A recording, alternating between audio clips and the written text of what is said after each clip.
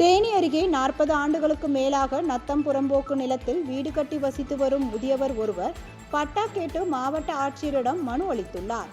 தேனி மாவட்டம் ஆண்டிப்பட்டி வட்டத்திற்குட்பட்ட கடமலைகுண்டு அருகே மந்திச்சுனை கிராமத்தை சேர்ந்தவர் முதியவர் சாமிக்கண்ணு.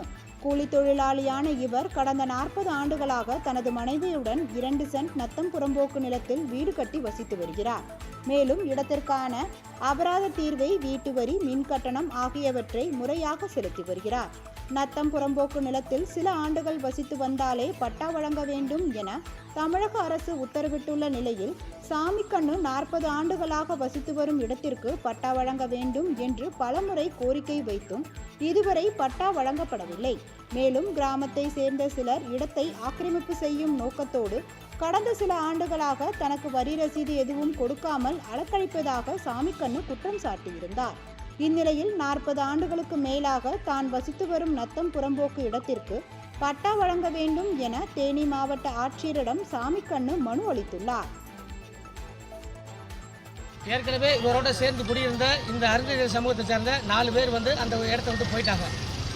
இவர் ஒருத்தர் மாத்திரம் அந்த இடத்துல இருக்கிறாரு. வாழ்வாதாரம் கருதி வேற வழி இல்லாமல் இவர் எப்படியாவது வெளியேற்றணுன்ற நோக்கத்தில் அந்த பஞ்சாயத்தில் கிளர்க்காக இருக்கக்கூடிய பாண்டியன்ற ஒரு ஆதிக்க சாதி நபர் இவர் வீட்டு பக்கத்தில் இருக்கிற ஒருத்தரை அப்புறப்படுத்திட்டு இவரோட வீட்டையும் எடுத்துக்கணுன்ற நோக்கத்தில் இவரை வெளியேற்றுறதுக்கான முயற்சியை மேற்கொண்டு வர்றாரு.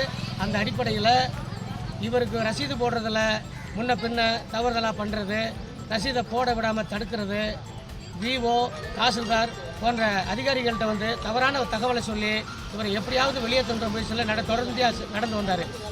இந்த தகவலை அறிஞ்சு நாங்கள் இந்த விஷயத்தை மாவட்ட நிர்வாகத்திட்ட பல முறை கொண்டுட்டு போயிட்டு இறுதியாக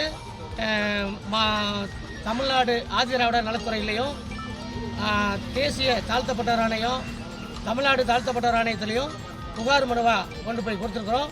அதன் அடிப்படையில் சப் கலெக்டருக்கு ஒரு ஆர்டர் போட்டு அவர் சும்மா 2-3 தினங்களுக்கு முன்னால் போய் அங்கே நேரடியாக விசாரணை பண்ணியிருக்கிறாரு.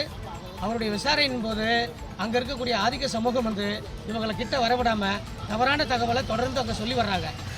நத்தம் புறம்போக்கில் சில ஆண்டுகள் குடியிருந்தால் அவருக்கு பட்டா கொடுக்கணுன்றது அரசனுடைய ஆணை.